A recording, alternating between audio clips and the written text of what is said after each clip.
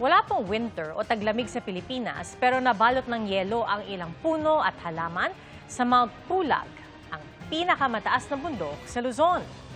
Nakuhaan ito alas 10 ng umaga kahapon kasabay ng pagbaba ng temperatura dahil sa amihan. Ayon sa Pag-asa, nakapagtala ng 7.5 degrees Celsius sa Benguet kahapon, pinakamababa ngayong amihan season. Bukod sa mga nagyelong halaman, literal na chillin ang mga turistang dumayo sa Pulag para masaksihan ang pamosong tanawin doon na Sea of Clouds. Sugatan ng 3 dalagita matapos ma-hit and run ng motorsiklo sa Imus, Cavite. Ang nahulikam na insidente sa pagtutok ni Mav Gonzalez. Bibili lang dapat ng pagkain ang 3 dalagitang ito na patawid na sa kalsada sa Imus, Cavite noong March 7 nang biglang masagasaan ng humaharurot na motorsiklo. Tumila po ng 3 biktima at sumemplang naman ng rider. Nung patayo na yung motor, na parang aalis na nga, sinabihan po nitong panganay ko na, "Kuya, balikan mo kami." Tiningnan lang daw po sila nung nakamotor, sabay sibat. Isinugod sa pagamutan ang mga biktima. Nabali ang 2 buto sa binti ng dalagitang 12 years old at halos 1 linggo nang hindi makatayo. Napuruhan naman sa balakang at likuran ang kanyang kapatid na 13 years old. Habang ang kanilang kaibigan na tinamaan ng manibela ng motor, natamaan sa muka, balikat at tagiliran. Sobrang sama ng loob ng ina ng 2 dalagita, lalo't graduation ng kanyang anak sa katapusan ng buwan. Nag-stop sign po sila sa inyo. Sana naman kuya, hindi nyo sila tinakbuhan. Sana nakipag-ugnayan ka sa amin. Ang ginawa nyo, tinakbuhan nyo pa kami. Tapos ang tumulong pa sa kanya yung mga nasa gilid ng mga kasamahan din ng motorista. Ang taas ng ilaw nyo eh. Kitang-kita nyo kung sino yung tatawid o hindi. Sobrang sama po talaga ng loob ko kasi nag-graduate yung anak ko tapos ginanito nyo. Ibabalik siya sa orthopedic hospital bukas para malaman kung ooperahan siya sa binti. Patuloy na hinahanap ng pulisya ang nakabanggang rider. Para sa GMA Integrated News, Mav Gonzalez, nakatutok, 24 oras.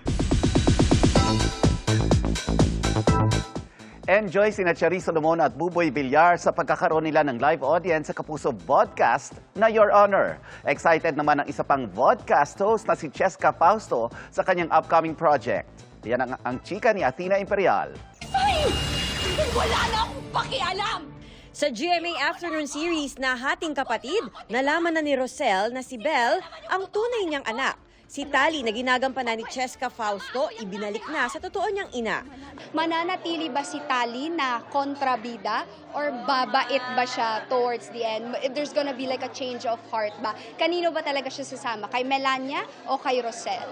Another blessing naman for Cheska ang pagganap niya sa bagong GMA action series na Firewall. After all the drama with Hating Kapatid, iyakan, awayan, eto naman, this is my first time ever doing an action series. Nakailang trainings na rin kami for firing, especially for my character kasi sharpshooter siya, and also combat workshop kasi importante yun when we're doing operation scenes, yung nagre-raid kami, yung mga ganyang.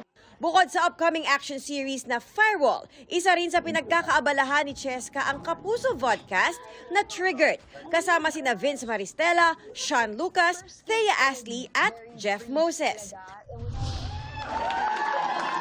Ang isa pang patok na Kapuso Vodcast na Your Honor, may live audience na. Ang ganitong setup, nagustuhan daw ng mga host na sina Charis Solomon at Buboy Villar dahil nakaka-interact nila ang audience.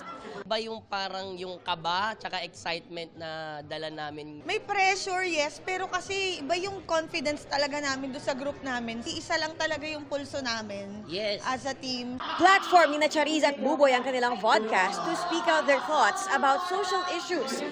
Ngayong live na nilang kasama ang audience sa kanilang courtroom, may public verdict na rin.